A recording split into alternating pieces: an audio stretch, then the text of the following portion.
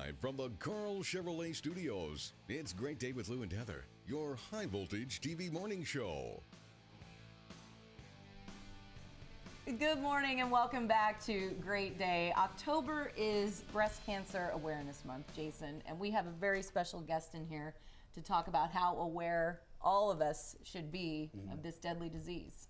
Andrea Rosella is a friend of mine who's fighting breast cancer right now, and we're going to talk to her in a bit. Karen Lee went on a little journey and discovered some new technology that's being used. I did, because it's Breast Cancer Awareness Month. We want to know what technology is out there. What are we learning? You know, the new things, the new screening tools.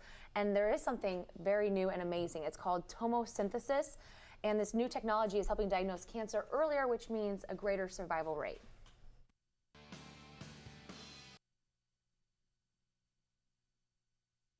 Tomosynthesis was approved by the FDA just over a year ago.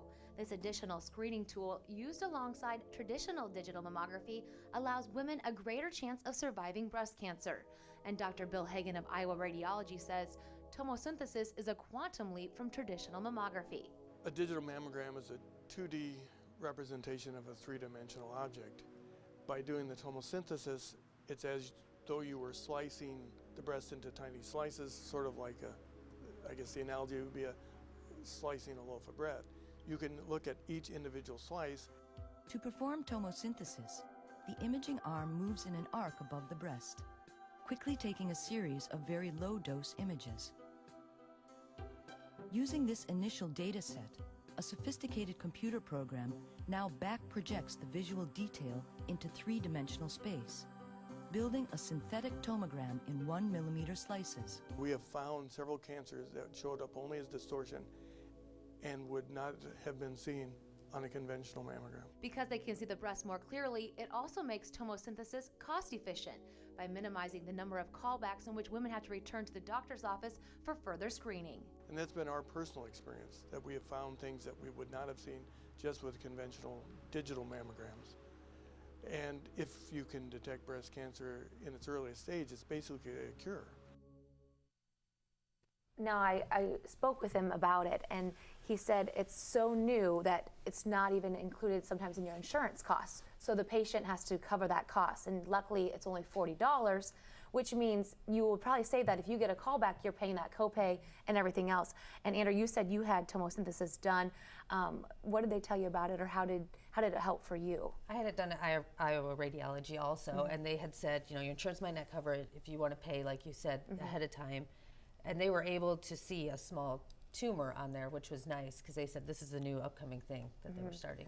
And Dr. Hagan, the guy we talked to in the story, he was so impressed with what they were able to see versus regular digital mammography. It's tremendous difference. Yeah. For you, how was that experience, obviously, when you find out you first are diagnosed with breast cancer? It was kind of shocking, I guess, at first, and like, I guess maybe even to this day I don't totally accept it. Like, it still seems like your life has to go on and stuff. So it was quite a shock, and at the beginning a lot of research and doctors and trying to figure out what was going on. And you've obviously started your treatments now. Where are you in that process, and how is it going so far? I have completed 4 out of the 6 of like the hard chemo drugs, because one of them I will continue for a year. Wow. And how did you find out? How did you discover it, I guess, initially? I was having issues about a year earlier with some milk and stuff, and then I went in and they said everything was fine. They did for months and months, and then finally I went to my gynecologist. I said I was having pain. He said, there's nothing to worry about. You have your mammogram coming up in 3 months. I called him a week later and said I went in early. Oh, and that's when they that is, found and it. that is an important lesson to learn. Listen to your body, even if people are telling you something else. If your gut is telling you something different, get a second opinion. Keep pushing. Yeah, definitely. And you've had chemo. Have you had any radiation at all? Nope. And they won't know until they go in for surgery to see if it's in the lymph nodes, if I'll need radiation or not.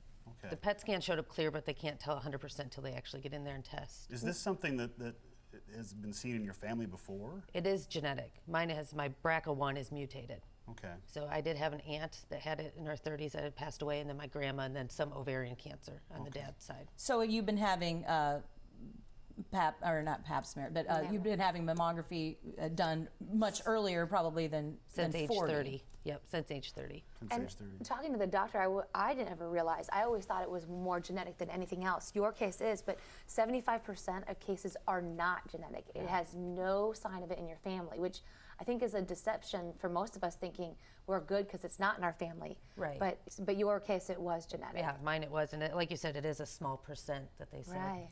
You probably now, unfortunately, know more about breast cancer than most women. Yeah. Are there anything that you would like to share with women out there as far as what to look for in early detection, and any other tips that you may have gotten along the way, this journey that you're now on? Like you said, listen to your body. You kind of know. I mean, the doctor can only tell so much from like your outside. You know, you live with it. You know what is going on. I guess a big tip that somebody gave me: if you do find out you have it, take somebody with you to those initial doctor appointments. Because everything that you hear is kind of like wah wah wah. Oh, that's going a great through your idea. head. Maybe so it's nice to have even somebody. take notes. Yeah, somebody there to take notes to really hear what they're saying. I imagine it's pretty surreal. Yeah. Now, you've got a tough road ahead, I guess, to be honest. You've got some surgery in your future, and then what's the prognosis beyond this? They said it should be clear, because like I said, it's only one tumor. When I went to Iowa City a couple weeks ago, they said it's gone from 2.4 centimeters down to under a centimeter. So there will be a complete year of surgeries and different things. Since it is genetic, they want me to have a hysterectomy, because your chances of ovarian cancer are really great. Okay. And what about, you have a couple of daughters, and that's, you know, they're going to have to obviously be checking at some point. Is that? Sure. What they said is they wait until they're in their 20s, and then they make that decision. But by that time, too, my oldest is 10. There could be something totally new. But they wait till they're in their 20s. And let's hope so, because Race for the Cure is tomorrow. The Susan Komen Foundation has been, and various breast cancer organizations have been donating to this cause, attempting to find a cure, and you're going to be in this race tomorrow. We are. We're the tenacious tatas. Nice. Are you running or walking? I know you're a runner. I will be walking. Yeah, I'll be walking. Well, and if you're taking Bryce and the rest of the Lamar's gang with you, you probably will have to walk. Yeah. Yeah, probably. And stop a number of times. Well, we wish you the best of luck Thank you. tomorrow with, obviously, the Race for the Cure, your ongoing battles, and if Sure. there's anything else we can do to help you out, let us know. Thanks. Definitely. And we just want to remind people, you're very young. And the doctor said most of the people start getting mammograms at age 40, but the key is to monitor yourself. You have to know your breast more than anybody else. You can speak with your physician. If you find something, they will tell you, go get checked out. Yep. So thanks for coming in. Thanks, Thanks, Andrea. Andrea. It is 8:10. You're watching Great Day.